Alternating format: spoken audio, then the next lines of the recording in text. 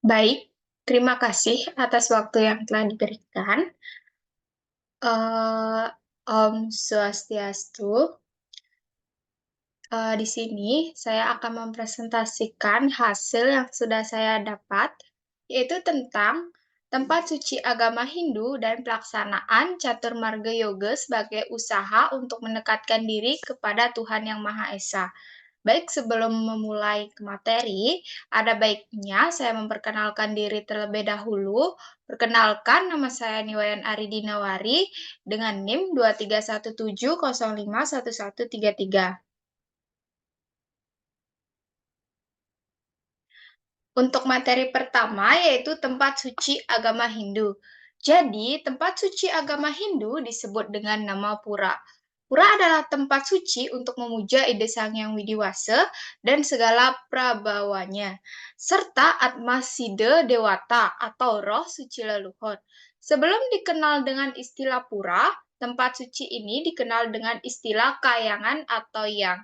Zaman Bali kuno, istilah yang digunakan oleh umat Hindu untuk menamakan tempat suci adalah ulon. Ulon berarti tempat suci yang digunakan untuk mengadakan hubungan dengan Tuhan. Istilah pura mulai dipergunakan untuk menyebutkan nama tempat suci pemujaan, sedangkan istana raja disebut dengan nama puri. Tempat suci merupakan simbol atau lambang alam semesta yang diciptakan oleh Tuhan. Ini dipandang umat Hindu sebagai stana Sang Yang Widiwasa beserta prabawanya dan roh suci leluhur. Baik, selanjutnya yaitu fungsi pura. Adapun fungsi pura yaitu sebagai berikut. Yang pertama, sadana untuk meningkatkan berbagai macam keterampilan umat manusia. Tempat suci bagi umat Hindu merupakan sarana guna melangsungkan berbagai macam upacara keagamaan sebagai lambang alam semesta, sebagai sarana pemujaan Tuhan beserta manifestasinya dan roh suci leluhur, sebagai sarana untuk mengembangkan keterampilan yang berkualitas, sebagai tempat untuk mengembangkan seni dan budaya, sebagai tempat membina serada umat, sebagai tempat untuk menata hubungan sosial umat, sebagai tempat untuk membina ketahanan rohani dan jasmani umat, dan sebagai tempat untuk menyelenggarakan niatnya.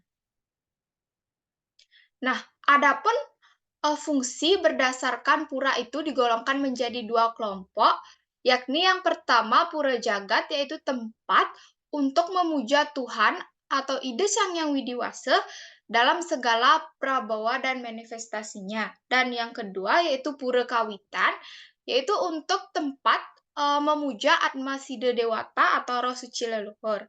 Nah, berdasarkan keratariasasi fungsinya, pura dapat digolongkan menjadi 4 kelompok, yakni yang pertama pura kaya jagat, yaitu tempat pemujaan Tuhan Yang Maha Esa, segala prabadan dan manifestasinya, contoh pura sadkayangan dan pura jagat.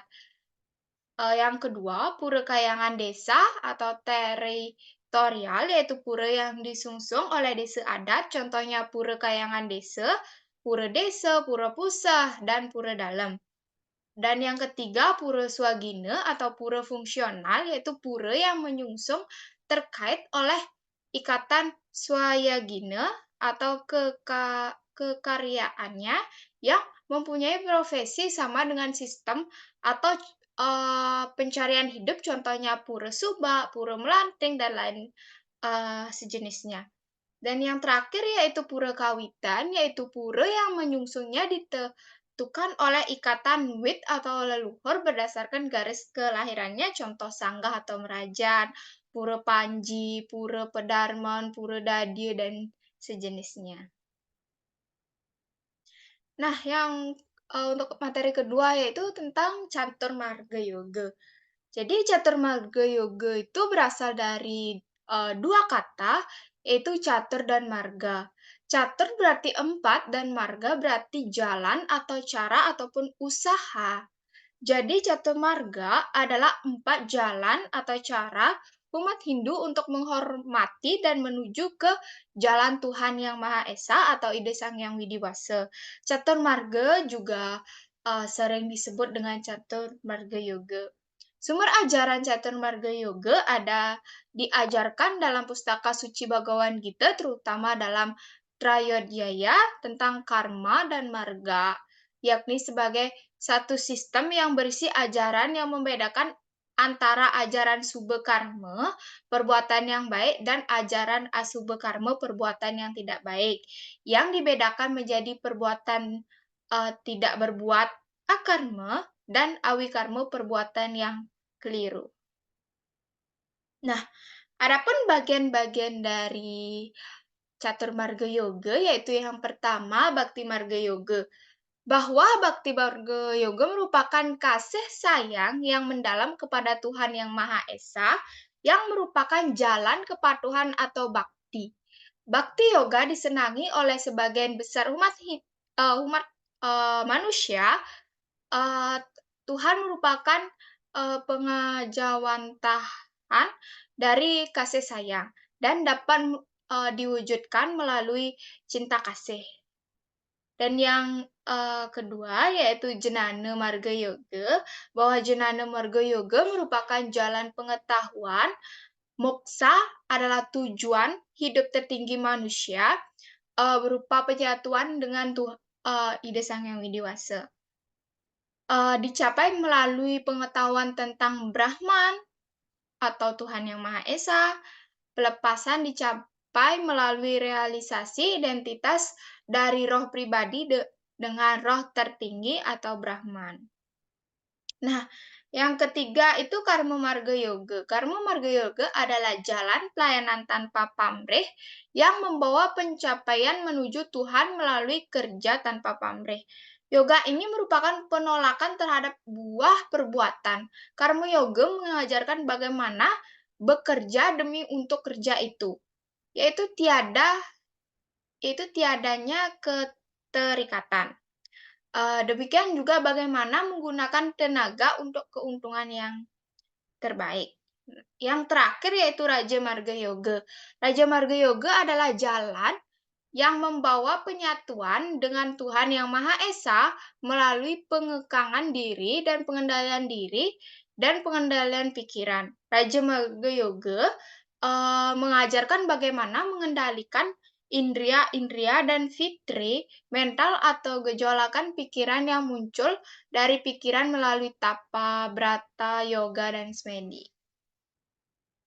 Selanjutnya implementasi dalam kehidupan sehari-hari, yaitu yang pertama, Bhakti Marga. Pada pelaksanaan Trisandya dan Yajnisisa, serta implementasinya, dilihat dari hari-hari keagamaan Hindu seperti hari Saraswati, Tumpa Wariga, dan Tumpa Uye. Yang kedua, Jnana Marga Yoga, implementasinya adalah pada ajaran Brahmacari, ajaran Aguron Guron, dan ajaran Catur Guru.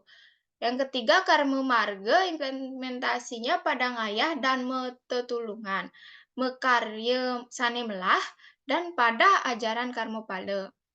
Dan yang terakhir yaitu Raja Marga, mengimplementasikan pada ajaran Astanga Yoga dan ajaran Catur Brata Penyepian.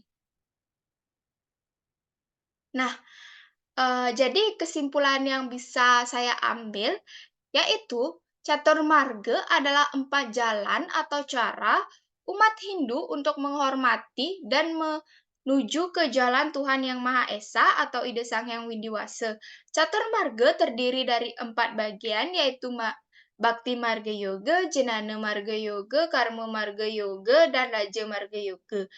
Nah, Bhakti Marga Yoga yaitu menghubungkan diri ke hadapan Tuhan dengan jalan cinta kasih, Karma Marga dengan selalu berbuat yang baik, Jana Marga dengan jalan menuntut ilmu pengetahuan, dan Raja Marga dengan jalan menjalankan ajaran tapa, brata, yoga, dan semedi. Jadi, dengan menerapkan dan ajaran dari Catur Marga, diharapkan agar kehidupan umat Hindu dan umat manusia pada umumnya menjadi mantap dalam berkeseradaan dan berbakti kepada Tuhan Yang Maha Esa, serta dapat diharmoniskan dengan kehidupan nyata dengan sesama manusia. Semua ciptaan Tuhan dan lingkungan yang damai dan serasi di sekitar kehidupan masing-masing. Baik, sekian presentasi yang bisa saya sampaikan. Terima kasih, dan apabila ada salah kata yang disengaja atau tidak disengaja, mohon dimaafkan. Saya akhiri dengan para mesanti. Om Santi Santi Santi Om.